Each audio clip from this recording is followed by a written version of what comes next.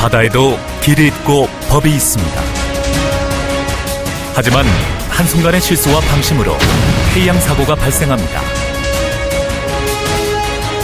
과연 선박의 안전운항과 원활한 교통의 흐름을 위해 꼭 기억해야 할 항법은 무엇일까?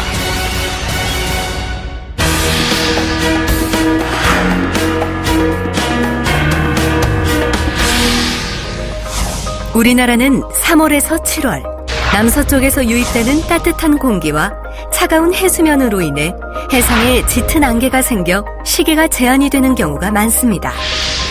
짙은 안개는 물론 폭설, 폭우 등으로 시야가 확보되지 않은 제한 시계 상태. 해사안전법의 제한된 시계에서 선박의 항법은 제한된 수역 또는 그 부근을 항행하고 있는 선박이 서로 시계 안에 있지 아니한 경우에 적용됩니다. 이 경우에 적용되는 항법에 대해 알아보겠습니다. 흐린 날씨에 짙은 안개로 시정이 300m 이하로 극히 제한이 되어 있는 정등해의 지정항. 하지만 화물선 A호는 선박의 교통량이 많지 않아 안전하다고 판단해 항행 중이었습니다. 같은 날 전남 전두항을 출항해 율도 서안의 가두리 양식장으로 향하던 어선 B호. 당시 시정은 안개로 약 300m였습니다. 그런데 갑자기 짙은 안개가 끼면서 시정은 약 80m 이하로 나빠졌고 결국 화물선 A호와 어선 B호가 충돌했습니다. 이 충돌 사고 당시 시정은 짙은 안개로 제한된 시계 상태였습니다. 이렇게 시계가 제한된 수역 또는 그 부근을 항행하고 있는 선박이 서로 시계 안에 있지 않을 때 어떻게 해야 할까요? 먼저 모든 선박은 시계가 제한된 상태에서는 사정과 조건에 적합한 안전한 속력으로 항행하여야 하며 동력선은 제한된 시계 안에 있는 경우 기관을 즉시 조작할 수 있도록 준비하고 있어야 합니다. 하지만 화물선 A호는 육안으로 판단이 불가능한 상태에서 과도한 속력으로 운행했습니다. 또한 화물선 A호는 짙은 안개로 제한된 상태에서는 경계를 강화해야 하는데요. 교통량이 많지 않다는 이유로 1등 항해사를 선교에서 내려보내고 선장 혼자 선박 조종을 수행하며 경계를 소홀히 한 것도 사고의 원인이 되었습니다. 제한된 시계에서는 육안 경계가 어렵기 때문에 레이더만으로 해상 장애물이나 선박을 탐지하는 경우가 발생합니다.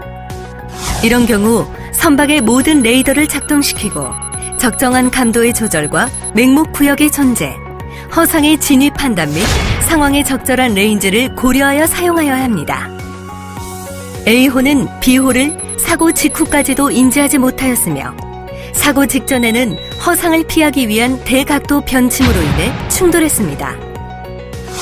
레이더만으로 다른 선박에 있는 것을 탐지한 선박이 충돌의 위험이 있다고 판단하여 신호를 변경만으로 충돌 위험을 피하려는 경우, 다른 선박이 자기 선박의 정횡 앞쪽에 있는 경우, 좌현 쪽으로 침로를 변경하는 행위와 자기 선박의 정횡 또는 그곳으로부터 뒤쪽에 있는 선박의 방향으로 침로를 변경하는 행위는 하지 말아야 합니다.